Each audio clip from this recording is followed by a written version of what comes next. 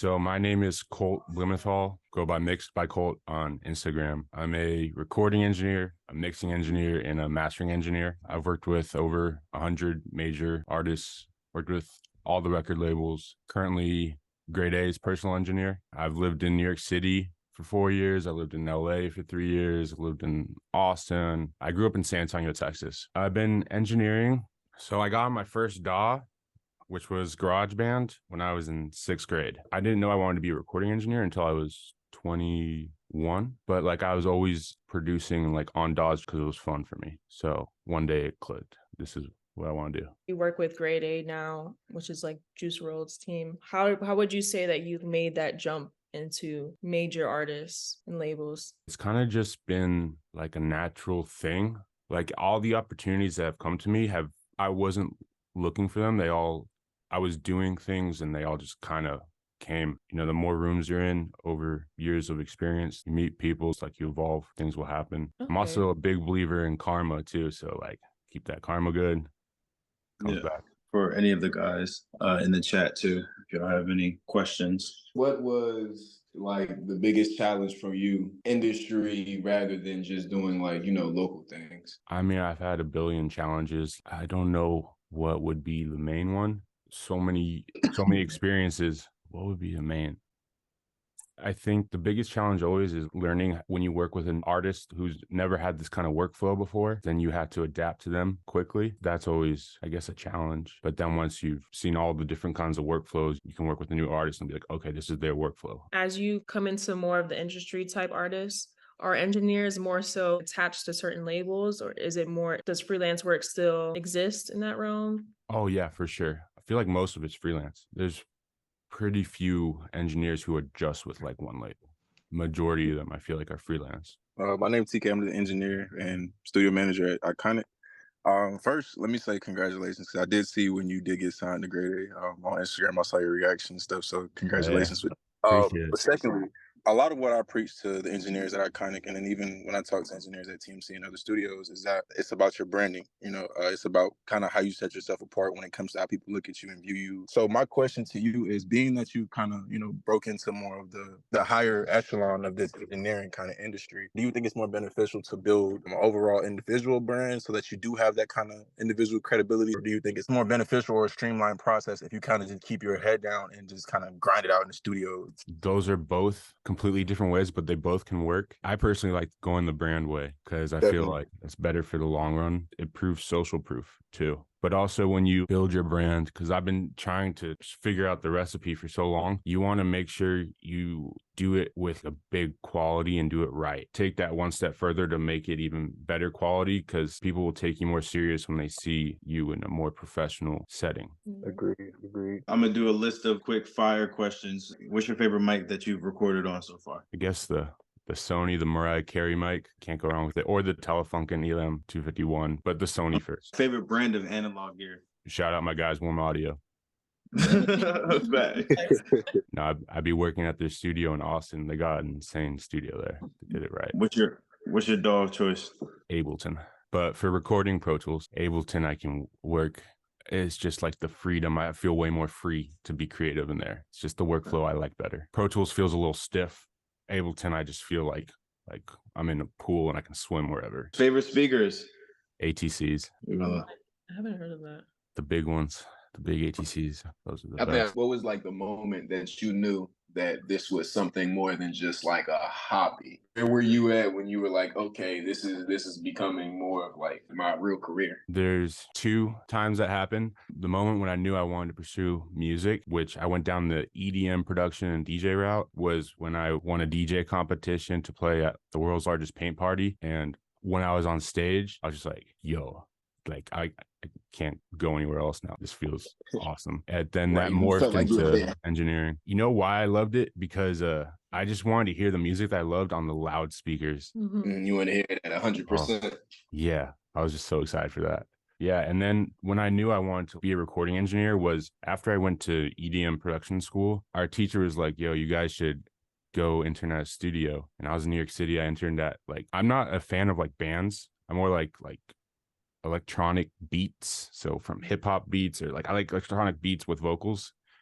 not like live instruments for unless they're in like a hip hop song or dance record. Yeah. But I'm there and it's all bands. They got so many different isolation booths, and I'm just like, I don't know how to wrap a cable. Like, I don't know. It looks alien to me. And everyone there was saying, don't go to school. Like, you'll learn here. You'll learn here. Don't learn that way. Cause I was looking at Pro Tools. I was so lost. So then I went to SAE. That moment when I was like, all right, I should go to SAE to like learn it the right way. That's when I like locked in, I think. I did have like a mixing type question. How do you identify like problems in your low end, and how do you go about like solving it?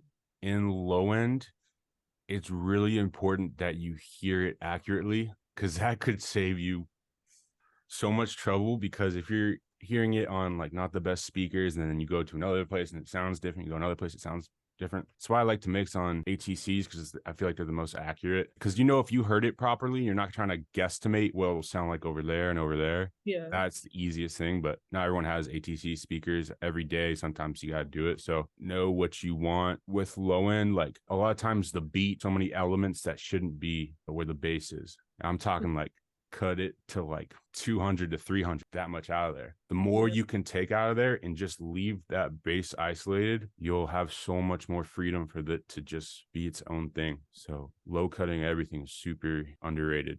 A problem I run into a lot is I only get like 2-track beats to like mix over. So I'll just take a EQ with a low shelf. It's going from like 300 hertz to below 20 hertz, and then I'll just like slowly bring it down just enough so I can push that limiter more. So I'll like bring it down maybe a dB, 2 dB, depending on how much bass there is. Because when you raise that limiter up, it's gonna be bringing in that bass again. And then also make sure the ceiling on your limiter is, I just do negative 0.5. Why negative 0.5? Why do you go for that number? Why that So number? when I did EDM production school, my mixing and mastering, he was like negative 0.3. And then Mark Urselli, who was like the engineer at the studio with the bands, he's like negative 0.5. So for a long time, I was like, let me go negative 0.4. Yeah. But now I'm just like, let me just be better safe than sorry. Let me do negative 0.5. Because social media, how things can sometimes just start, who knows the coding and stuff. I'd rather just be safer with a negative 0.5 than negative 0.4. If you could expound upon like the industry dynamic between the producer and engineer relationship, and what are the expectations of the audio engineer from the perspective of the producer, and what makes a good relationship between producer / engineer, because they're both so essential to creating music. Relationship between a producer and engineer, I'm talking like a long-term one where you're like their person. When they tell you to jump, you just gotta say how high. Now it ruin any artist they bring in's vibe. You can't fuck up. You can fuck up sometimes, but like I'm always like so paranoid, like don't fuck up, don't fuck up, don't fuck up. Like, but I'm also like chill, do as best a job as you possibly can. Is there any time where the expectations of the producer was too much and you had to say, hey, I don't think it's feasible, or did you try to work around it and kind of show that it couldn't work so the direction changed, if that makes sense? Yeah, in my head, but I've never said it out loud. Yeah. I've gone taken through hell, and I'll shut my mouth. I shut my mouth and I just do it. Just gotta bite the bullet. The way I act in the room is I act like I'm I guess the Uber driver or the waiter. I don't care where your destination is. I'm going to make it happen. Whoever's in the room, like, I don't care if it's someone's cousin who has never been in a studio before and they tell me to do something in front of everyone, I'm doing it. I'll never argue. I've done sessions where I'm up for so long, I physically can't go anymore. I just find it deep down to just keep going. So yeah, I never argue. It'll happen. Yes, it'll happen kind of person. Do you feel like that's imperative because that you feel like, oh, this is going to keep me employed? Yeah. I'm always thinking, they could just easily replace me. Always thinking that. I feel that. Do you make beats as well? I can, but I don't. Yeah. Start off making house music. I can make hip hop beat. I can do that, but I don't pursue it or do it. And another follow-up to that, in your experience, what do you think separates a good producer from a okay producer when working with them? It's probably the ear. It's the ear and their communication with the engineer. That's the biggest thing. So I've been with producers who just like hear like one wrong note in a thing of like 50,000 instruments, and they'll hear like, what is that? Be like, what are you talking about? What is that? You dig deeper through the session, you dig deeper, and there's just like one note like a little off. And it's like, how did you hear that? But also it's Oh, good when they're motivated to keep like, let's do more sessions, let's keep going. It's the ones who are on their grind. They motivate you to keep going. When do you walk away from a mix or like a master? when the producer tells you to, or Yeah. I don't Like, know. how long does it take you from start to finish to like mix and master one song? Depends. Could be anywhere from 2 hours to like days, just because of revisions and stuff. I don't know when I feel like it's finished. You just kind of have a feeling, or maybe not. I've never finished anything. I don't know. I just kind of gave up. I think Dave Pensada says it best. He says you just run out of time. Yeah. Back on a mixing note, one thing I know is when I listen to Juice Bros songs or like that type of music is just how full it sounds. Like almost if I put some AirPods on, I could feel like he's standing right next to me. Is that where you do that through mixing or through the recording, or is just how do you capture that full body of sound and have that translate? I mean, it's mixing, but the more important thing is that it's like how he actually sounds, like already off the mic and nothing on there. It's already that full. Performance.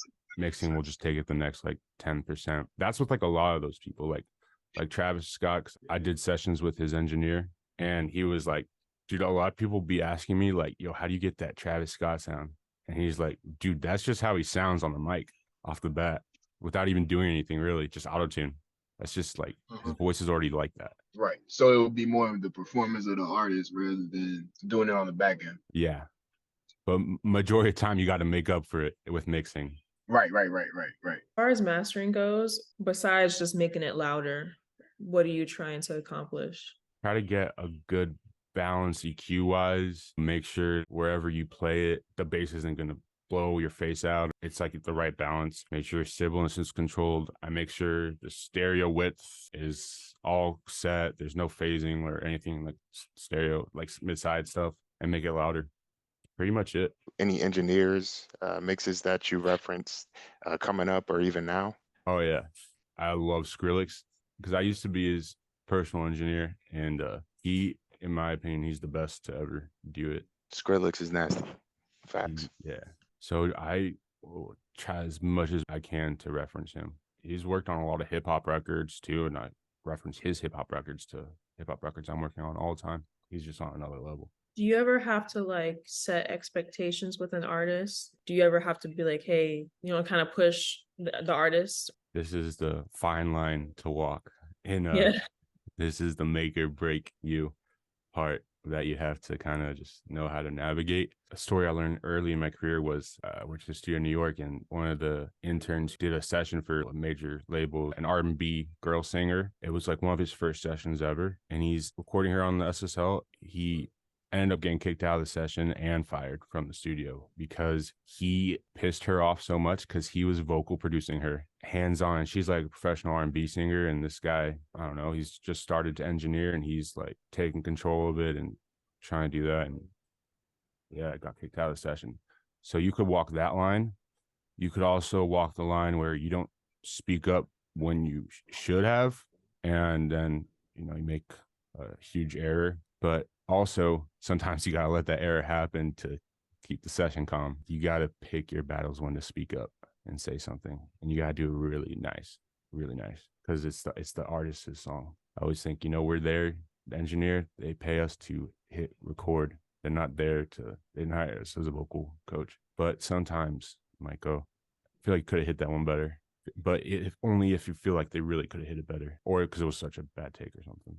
Are there any like rules that you live by when it comes to mixing? Like things that you live by with every artist? In general, like my rules are give them the best product possible, respect their time the best I can. Like if they're in a recording session, I won't like pause them to like start playing with an EQ for 30 minutes. Never do that. I just keep recording and then try to fit the EQ in at some point, like while I'm recording them. Just be fast and as best as you can. And always open-minded and willing to learn, because I'm hella willing to learn. I was just teaching myself more Pro Tool hotkeys yesterday.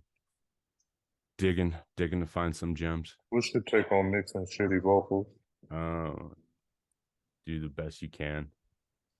I know a lot of engineers that won't touch them. Hey, you either got to re-record this or let somebody else do this shit. Is that your take on it? Like, do you think that way? Or you kind of like take on that challenge? I'll take the money gladly. You get that. I don't have any like pride to when if it's already shitty vocals. Like I'm gonna do as best as I can. If they're paying me enough, yeah, I'll do it. I don't care if they re-record it or not. I'll do my job. I like it. Yeah. When you're mastering, what levels are you looking to hit? Try hit -8,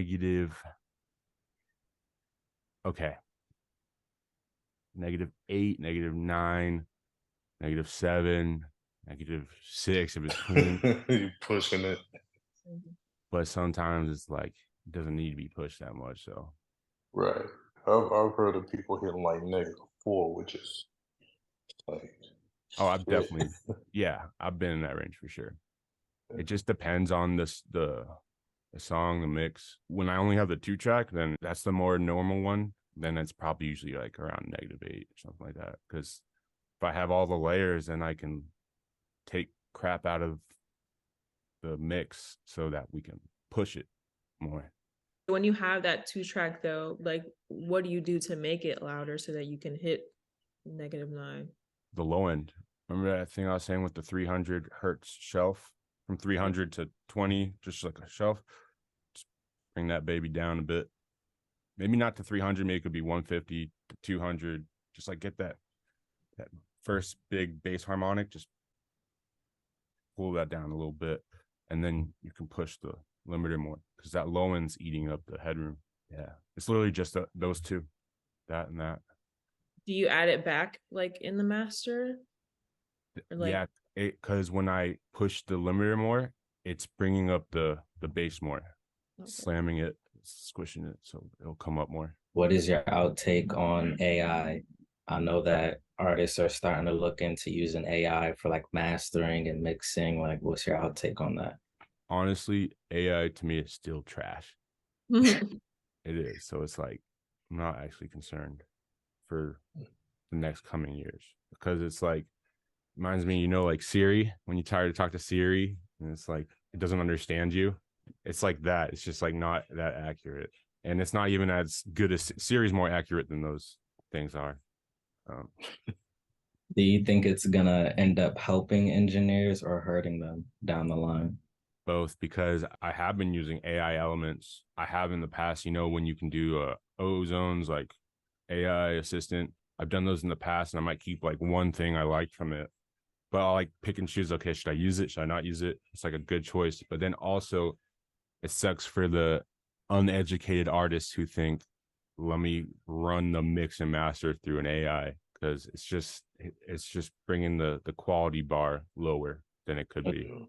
We'll see. Apparently it's supposed to ramp up, but I don't see it yet. I saw Gregory Wells post something not too long ago. He said, the computer can't emulate feel.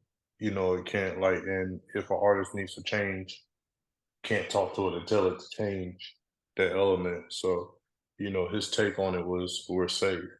But I mean, there is that lower level artist who don't got a budget. They'd be like, I use this $20 AI joint. And they won't care. Yeah, for sure. I mean, but also those same artists are probably recording a garage band with their computer mic. So, I mean, it's probably in the same ballpark of sound. So, yeah. Then Lil Tyler first song blow up off of something he recorded on his phone? He not recording like that now, though. No, people can. It's just a disappointment to listen to. Yeah. I feel you. Does anybody got any like final questions? I know you busy. We appreciate your time rapping with us. Hopefully we'll be able to set something up like this again in the future. My question was more of a networking question of like as an engineer, I know you can get kind of stuck in being in the studio and just kind of working with the artists that you work with or working with people that you work with. But how did you go about networking and kind of building that reputation with the other people aside from just the people you were working with or the people that you knew on a day-to-day basis or encounter? How did you go about that? I kind of just try to set myself up off the bat working in the best studios I could. Like in New York, I worked at one of the top studios there. Things kind of just come to me. It's weird. I don't know. Those have been the best opportunities, the biggest ones for me. Keep your head down and up, look straight ahead, keep working, and it will just, you get further up the road and then you'll see the next car. You can't just kind of like park the car and then start looking, get out of the car and walk around and see if there's any cars around you. You kind of just got to keep driving. You'll see the next car. That makes sense. I like that That's analogy. That's actually a pretty good analogy. I've never heard that one. That's how I Like- kind of do it. That's a dope one. Because there's no perfect formula. Got anything before we let them go? I just want to say thank you for your time and your expertise. Heck yeah. Can I ask you guys one question before I go? I want to know a cool mixing trick or maybe a hot Pro Tools hotkey or something sick that you know. A little tip. So everybody drop one of your favorite Pro Tools gems. Yeah. I like playing around with the stock lo-fi. It adds kind of a color distortion that Yeah. You just turn the distortion up like 0.5 or like a dB or like whatever. yeah, maybe like 1 or 2.5 is crazy. Nice. I was gonna say you could also run your distortion in parallel. If you run it through a bus, Yeah. with the bus. I like side chaining my lead vocal bus to like my reverbs or like delays and adding like a compressor on the effects bus so that whenever like the lead vocal hits, the compressor on like the effects bus, it kind of takes a second before it comes in. Mm-hmm. Yeah. What compressor do you like to use for that? That one I use Arcomp. Who else got more? My favorite is Command S. That saves lives. Yeah. Yeah. Hitting that like a maniac. Yeah. Hit that every 2 seconds. You can't mess around with Pro Tools sometimes. Someone got one more? Hit me with it. What's your favorite way to enhance saturation? I just got this new saturation by Arturia because I have so many saturation plugins, and then I was just like, yo, I want to like take it to another level. So if you type in Arturia's saturation plugin, I'm doing the demo of it right now. It's fire. Yeah. I use Arteria for like MIDI, but not for saturation. Yeah, they made their own like saturation plugin that has so many presets. Sounds really good. Really good. But we appreciate you, bro. Hopefully we'll be able to, like I said, do this again in the future. You know, everybody here is definitely thankful for your time, your wisdom and insight on everything. Let's stay connected, bro. And like I said, I really appreciate it. Let us know how we can continue to support your cause in whatever little ways we can too, like and share and anything like that. And we'll definitely support him, bro. Heck yeah, this was fun. I like nerding out. I don't get to do it too much. Super appreciate it, guys. Definitely. If you're ever in Orlando, definitely hit us up. We're tapped in, so we'd love to host you here. Hey, you already know. All right, guys. All right. Thank you.